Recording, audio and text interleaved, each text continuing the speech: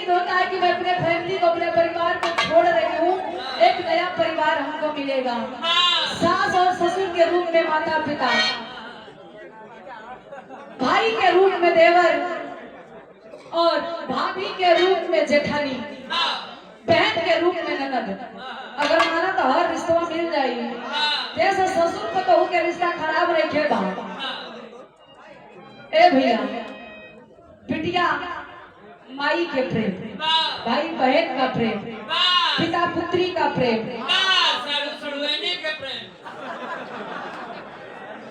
हाँ तक कितना लोग है प्रेम करके, कितना लोग प्रेम करके बेचारा बियाहे में या लड़की के विदाई होता। सुनिए भैया, बियाहे में लड़की के विदाई होता, लेकिन कितना लोग के विदाई ससुराली में मेरा गल मेरा बेचारी गीत के संकेत बा कोनो दुल्हन के बेचारी तकलीफ में बा। ससुरे में गई हमारा तो पकड़ोल किस्म के मिलल नहीं है। हो जाए कुछ रस्ता हो कैसे मिलल ससुरे में बेचारी मतलब मुझरा के तरफ से भौजी, ए भौजी जो आऊ मिलल होना एक नंबर के पकड़ोल। और इनु कैसे खेती बाड़ी ना करे उनका कोई एक बात आइबा ना खइलन। जब 3-4 दिन के बाद फरक गइलन ना तो घर में से बाहर ना जाला। का बताई ये ना औरी परेशानी बा। परेशानी बता दुल्हन कैसे।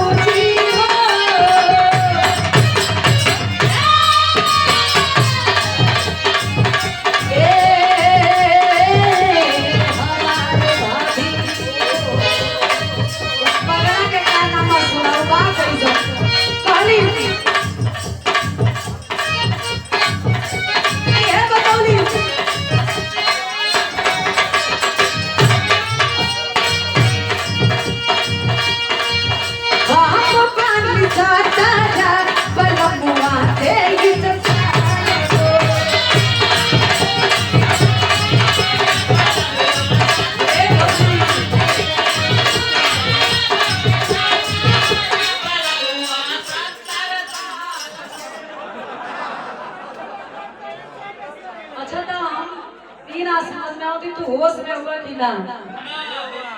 हम कहते कि हम पानी 17 बलमुआ 23 साल के, आई कहा था कि हम पानी 17 बलमुआ 70 साल के। हमके लगे मैं 5 रुपया और बढ़ा दो वो वाली जाता है। होश में रहा बाबू। कहे दुल्हन का कहे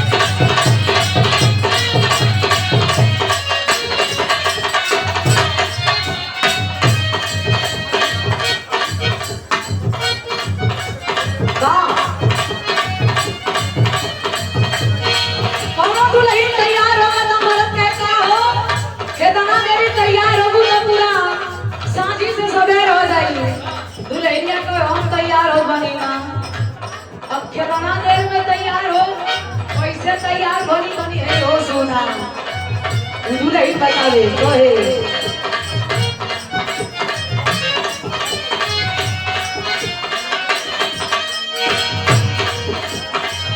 हो गई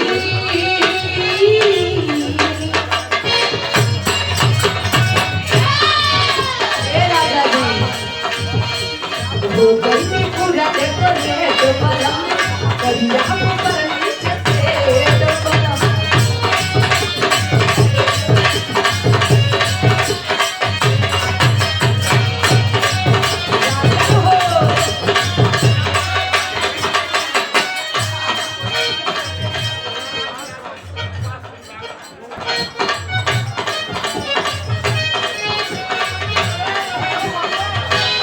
हो गई पूरा देखो रेट बलम करिया पर नीचे रेट बलम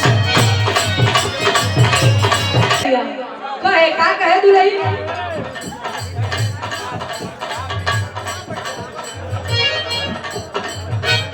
हो गई पूरा देखो रेट बलम करिया पर नीचे रेट बलम परिवार से नंबर है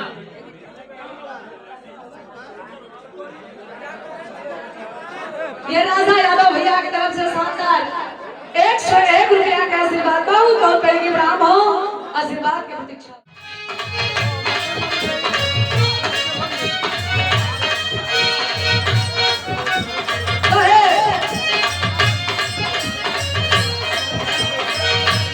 तो गलती पूजा देखो रेट बलम करिया ऊपर नीचे रेट बलम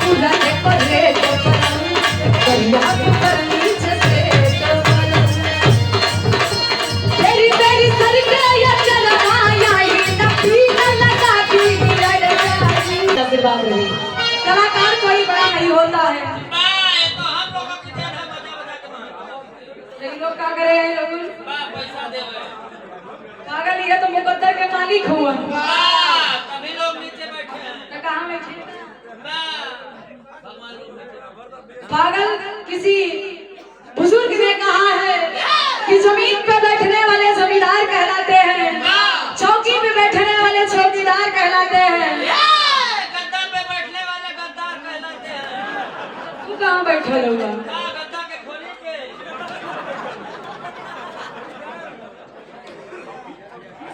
धन्यवाद देवता बोलबे ना करब हम ये कहना बाबू जी का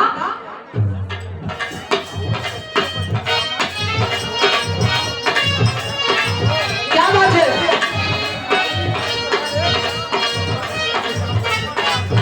ओहो लेके